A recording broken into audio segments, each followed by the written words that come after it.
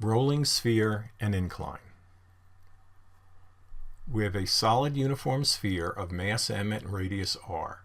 It rolls without slipping at a constant speed v0.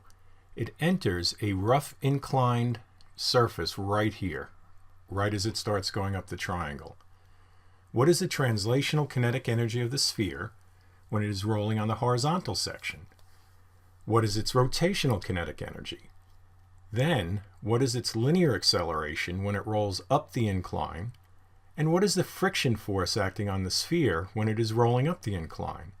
And finally, what maximum distance along the incline section, so we're looking for this distance here, does it reach before it stops and starts falling down?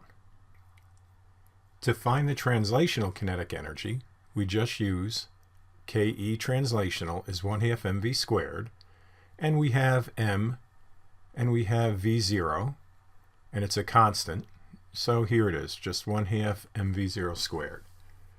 Now notice we make no comment whether the surface is frictionless or not. Typically you would have to have friction to get something rolling to give you a torque, but what if this object came into that frictionless part? What if it was frictionless? It was already rotating. Well, there's no external torque to slow it down, so it will keep rotating. The rotational kinetic energy is 1/2 I omega squared, so we input our value for I, and then since it's rolling without slipping, we can use the omega equals v over r expression, and for v we can put v0 in because the velocity is constant. So we make that substitution, and here's our rotational kinetic energy. And again, what we have, we're rolling without friction, and again, normally friction would provide the force that starts you rolling, but we're assuming this object was rolling before it came into this section. So even with no friction, no external torque, it will keep rotating, just like we said on the previous slide. What is the linear acceleration when it is rolling up the inclined section? Well, we draw a free body diagram to find the acceleration, and mg sine theta makes sense, and that acts at the center of mass. We've seen that before. And then we know we have a friction force because this surface here is rough. But why is it pointed in the up direction? So we have a twofold question. Why is it static friction? And also, why is it pointed up the incline? Normally, friction opposes motion, right?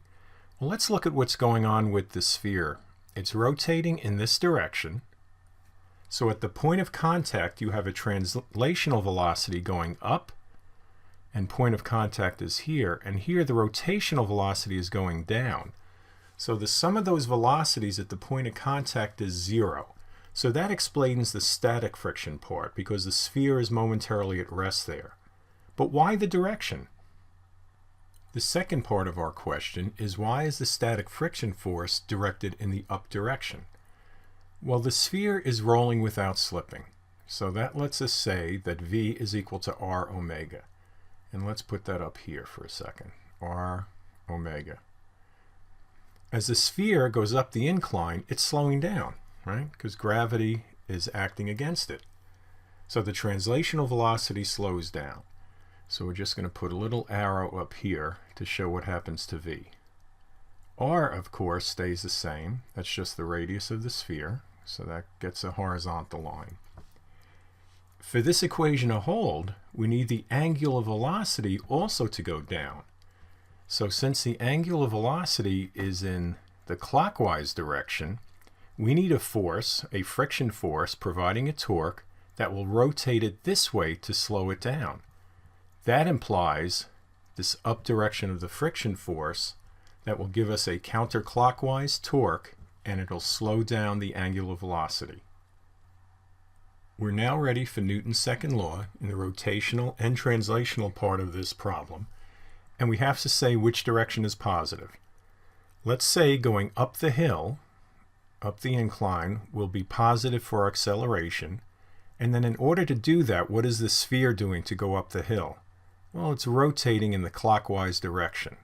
So we will say that that will be positive for the torque if you're causing the sphere to rotate clockwise. So first we do our linear acceleration.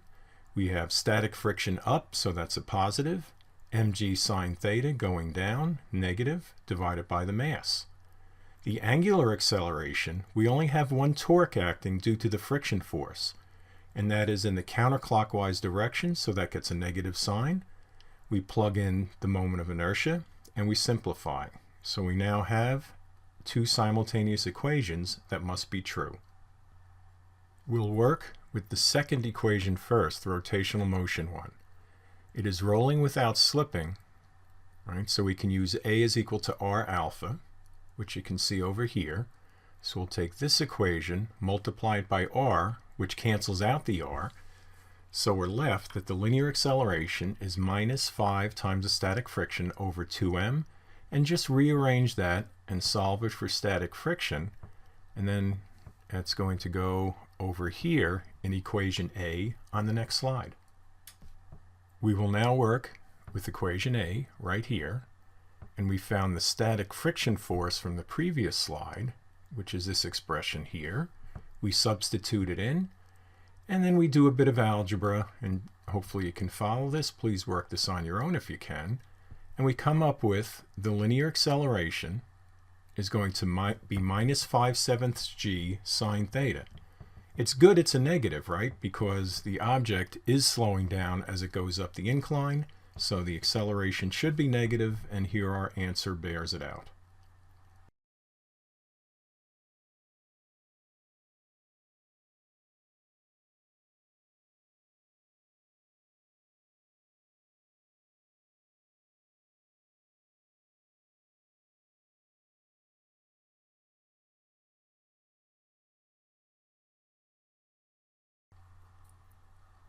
What is the friction force acting on the sphere when it is rolling up the inclined section?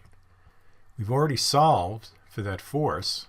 All we need do is plug in the value of acceleration, linear acceleration that was found on the last slide, and then we come up with our friction force here, minus 2/7 mg sine theta, negative, just as we had assumed earlier, so that's nice. It bears out our thoughts here. What is the maximum distance along the inclined section that the sphere can reach? Now we just use our third kinematics equation, because we have a constant acceleration, and we have our initial velocity v0. We found the acceleration, and we need to solve for delta s, and delta s is going to be this piece here up the incline, and we come up with 7v0 squared over 10g sine theta. Now, what if they asked us how high it gets relative to the ground? Well, if they asked us for this, the h, that would just be what? Delta s sine theta. But that wasn't the question. They just wanted to know how far up the incline we got.